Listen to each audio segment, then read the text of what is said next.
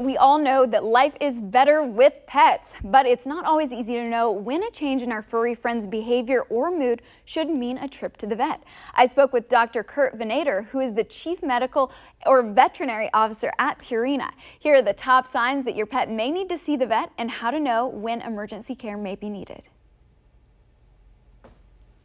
So let's start with the basics. How often should we be taking our pets to see a veterinarian? Well, it's important for our pets to have regular vet visits. This can keep them current on vaccines and just to ensure that they're healthy and that they're thriving.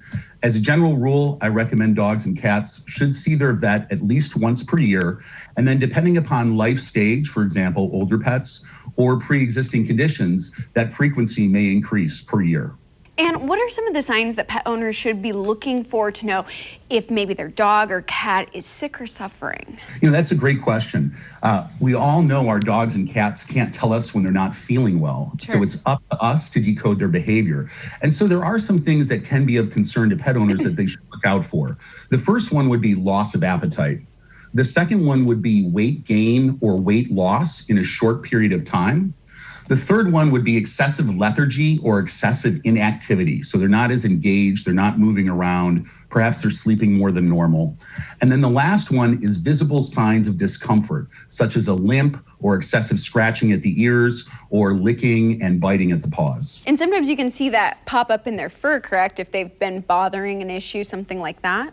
Exactly. I mean, if you see hair loss, redness, a lot of scratching at that area, that's a good time to just give your vet a call and say, hey, what's going on here? How do we know the difference between something that is just a minor issue and something that actually may be an emergency?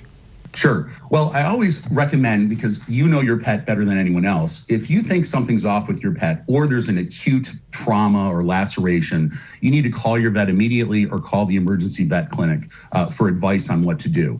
But there are a few watchouts. The first one is blood. If you see blood in vomit or blood in feces, that's a red flag, and that requires immediate consultation with your veterinarian or the emergency clinic.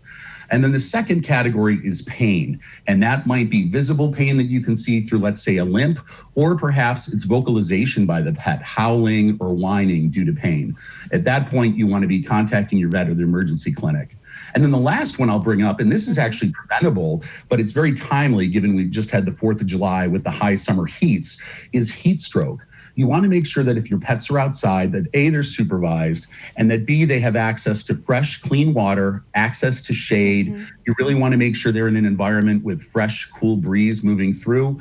And keep in mind, it's not just the temperature, but also the humidity that can be a problem for some pets. Well, you can get expert pet advice on health, nutrition, behavior, training, and so much more from the team at Purina Pros. You can find that at purina.com/expertise.